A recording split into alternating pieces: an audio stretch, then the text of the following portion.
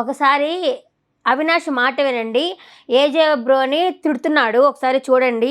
ఏజే bro గారు ఎలా ఉన్నారు? Happy new year. మీ వీడియోలు నేను చూస్తూ ఉంటాను. మీరు నాకు ఎలా తెలుసు అంటే, ఫస్ట్ ఆఫ్ ఆల్ మీ తమ్ముడు ఫనీ హనుమంతు రేప్ కేస్ ఏదైతే ఉందో, ఒక ఐఏఎస్ పిల్లలుగా పుట్టి నువ్వు నీ తమ్ముడు చేసిన అకృత్యాల్లో నువ్వెవడో నాకు తెలిసింది. అంతవరకు తమరు తెలిసిందే కదా, చిల్లర కంటెంట్ ఇది విను, ప్యాకెట్లకి గివే వేలు చెత్త కంటెంట్ చేసేవారు ఒక ఐఏఎస్ ఆఫీసర్ కొడుకులుగా పుట్టి మీరు. అయితే నువ్వెప్పుడు బత్తాయి రంగు పూసుకున్నావు, బత్తాయిగా మారావనేది జనంకి తెలుసు. The front there is a crocodile festival. ఇప్పుడు ఆ వీడియో తీసేస్తే 2026 నీకు శ్రీరామ రక్ష. ఓకే, ఒకళ్ళు ఉంచితే 2026 పిక్చర్ అభి బాకీ హే. మళ్ళీ చెప్తున్నా, ఆ వీడియో ఉంటే 2026, కానీ తీసేస్తే బాగుంటుంది.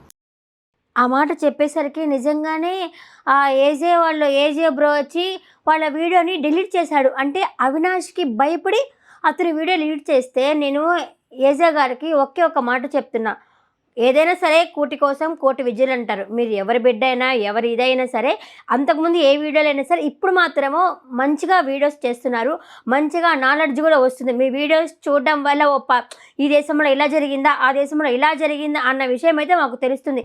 ఇప్పుడు మీరు ఆ తోలుగాడికి భయపడి, ఆ గొట్టంగాడికి భయపడి మీరు వీడియో డిలీట్ చేయటం వల్ల మీరు కూడా ఫ్రాడు, వేస్ట్గాడు అనుకొని మీకు వచ్చిన సబ్స్క్రైబర్లు ఇష్టపడి మిమ్మల్ని అభిమానించి వేసిన సబ్స్క్రైబర్లు కూడా మేము అన్సబ్స్క్రైబ్ చేసుకోవాల్సి వస్తుంది కదా.